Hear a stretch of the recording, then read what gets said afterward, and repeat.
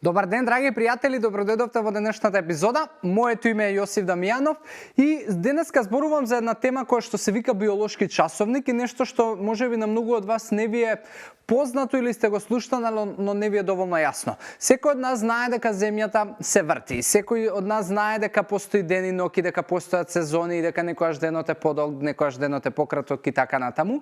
И исто како што секое живо суштество и секоја форма на живот знае за тој биолошки часовник и знае за промените на земјата, исто така и нашето тело знае, иако можеби некогаш ние не сме свесни за тоа и некогаш не го забележуваме.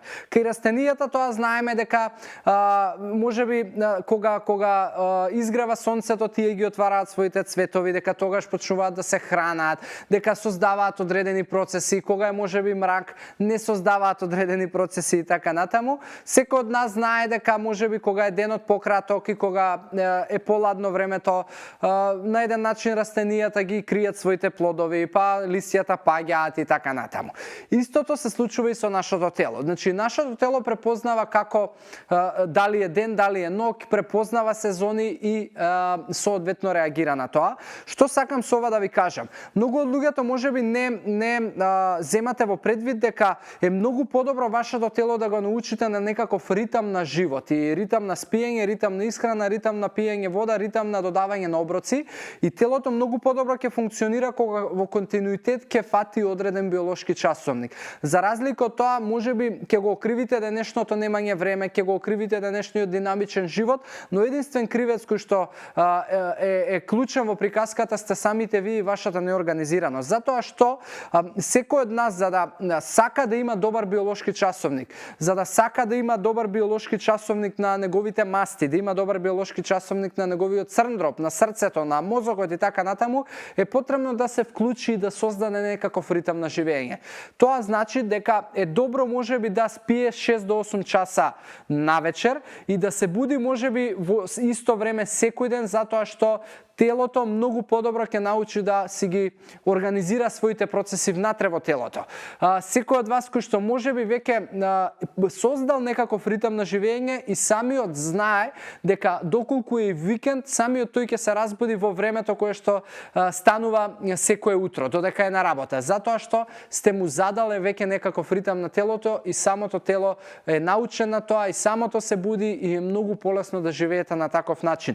Истото се случува и со исхраната. Доколку вашето тело знае дека после станување во првиот пола саат до саат ќе добие оброк, тогаш без проблем ќе почне да го активира метаболизмот многу побрзо за да ќе почне да троши резерви на енергија, односно масти.